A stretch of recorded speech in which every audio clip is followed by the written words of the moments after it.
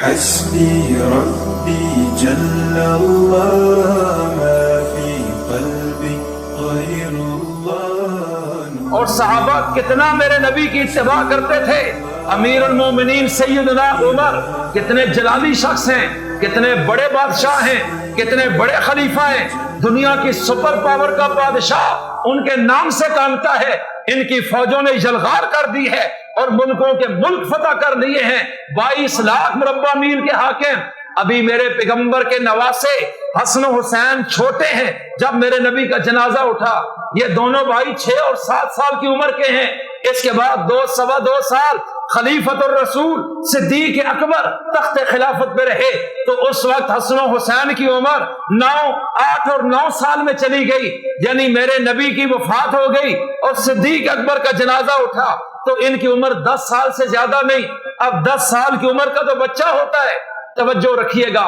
اور ادھر امیر المومنین ہے کہ تمام مسلمان ان کے ہاتھ پہ بیعت، ان کی طاقت، ان کا جلال، ان کا ایمان، ان کی عظمت، ان کا مرتبہ اور ان کی یہ عظیم وجاہت، ان کی ہیبت، ان کا رعب یہ کائنات میں مسلم ہے.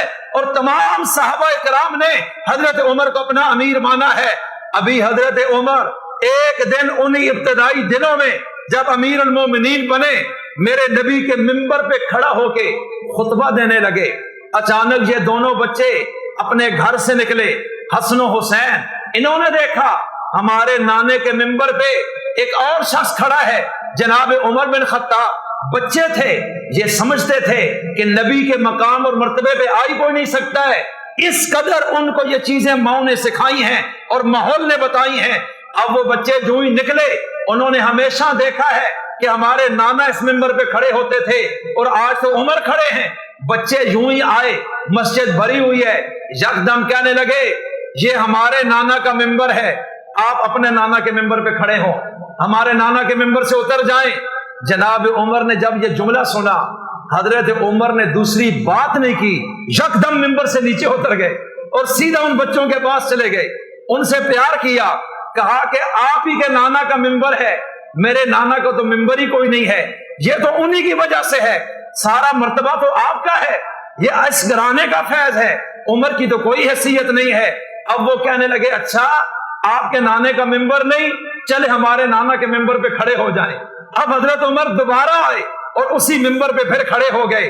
تو میں کیا عرض کرنا چاہتا ہوں، صحابہ کے بچوں نے بھی اپنے نبی کی مسند اور مرتبے میں برابری میں کسی کو نہیں سمجھا، چاہے وہ دنیا کا کوئی بھی بڑا ہو، کہ ان جیسا کسی کو تصور نہیں کر سکتے.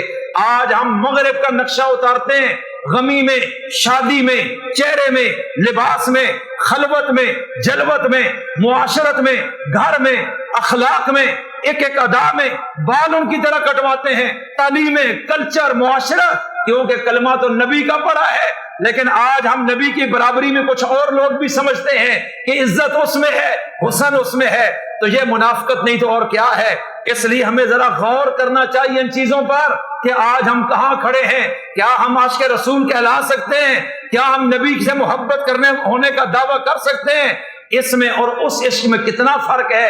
اس لیے آج سے تہیہ کریں، انشاءاللہ ہم اپنی زندگی اپنے نبی کے طریقوں کے مطابق گزارنے کی کوشش کریں گے انشاءاللہ. کیوں بھائی کوشش کریں گے؟ ماحول میں جا کر انسان سیکھتا ہے.